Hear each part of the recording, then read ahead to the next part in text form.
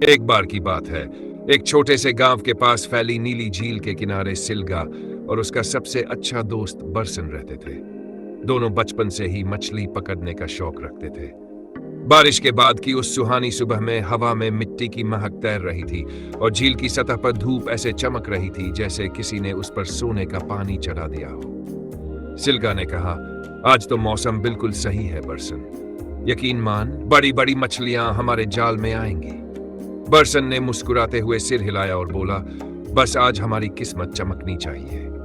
दोनों ने अपनी छोटी नाव तैयार की। बांस से बना लंबा कांटा, मजबूत डोरी और ताजा चारा, सब कुछ साथ था। झील के बीचों बीच पहुंचते ही उन्होंने कांटे पानी में डाले। चारों तरफ शांति थी। केवल पक्षियों की चहचहाहट और दूर पहाड़ियों से आती ठंडी हवा का संगीत सुनाई दे रहा था। दोनों दोस्तों ने सोचा कि यह तो सबसे सही जगह है, अब तो मछलियां झुंड में आएंगी। घंटों बीत गए। सूरज ऊपर चढ़ आया। कभी कभी पानी की सतह पर हल्की लहरें उठती। एक दो बार ऐसा लगा कि कांटा हिला, पर जब उन्होंने जाल खींचा तो वह खाली निकला।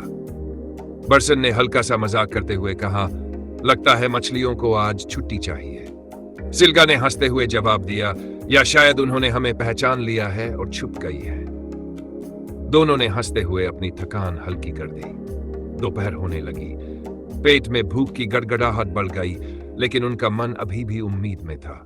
उन्होंने तय किया कि एक बार और कोशिश करेंगे। इस बार उन्होंने झील के दूसरे कोने का रुख किया, जहां पेड़ों की छांव पानी पर गिर रही थी। वहां हवा ठंडी और माहौल कुछ और ही शांत था।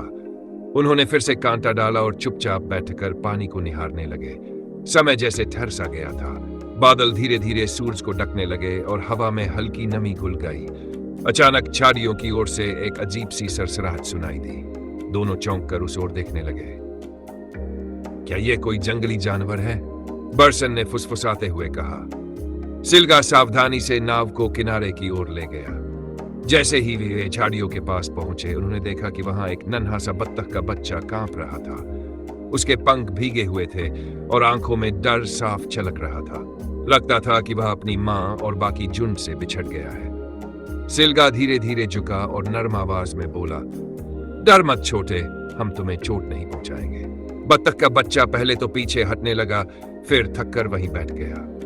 बरसन ने अपनी रुमाल से उसे हल्के से उठाया। छोटा सा पंखों का गोला उनकी हथेली में सिमट गया। दोनों ने एक दूसरे को देखा और बिना कुछ कहे समझ गए कि इसे ऐसे यहां छोड़ना ठीक नहीं होगा।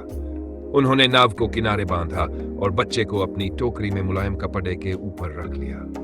घर पहुंचते ही उन्होंने उसके लिए एक छोटा सा डिब्बा तैयार किया। उसमें सूखी घास बिछाई और पास में पानी का प्याला रख दिया। बत्तख का बच्चा धीरे धीरे आराम से बैठ गया, मानो समझ गया हो कि अब वह सुरक्षित है। अगले कुछ दिनों में वह उनके आंगन का हिस्सा बन गया। सिल्गा ने उसका नाम चिंपू रखा। हर सुबह चिंपू उनकी आहट पाकर चीं चीं करता और दोनों दोस्तों के पीछे पीछे दौड़ने की कोशिश करता। गांव के बच्चे भी उसे देखने आते। सिल्गा और बरसन के चेहरे पर अनायास मुस्कान फैल जाती जब वे देखते कि छोटा सा चिंपू उनके कदमों के बीच उछलता कूदता फिरता है।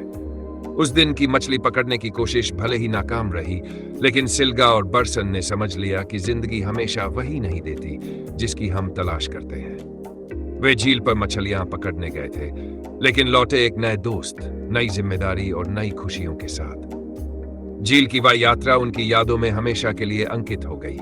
एक ऐसी याद जो बताती है कि असली खजाना अक्सर वहीं छुपा होता है जहां हम तलाशने नहीं जाते।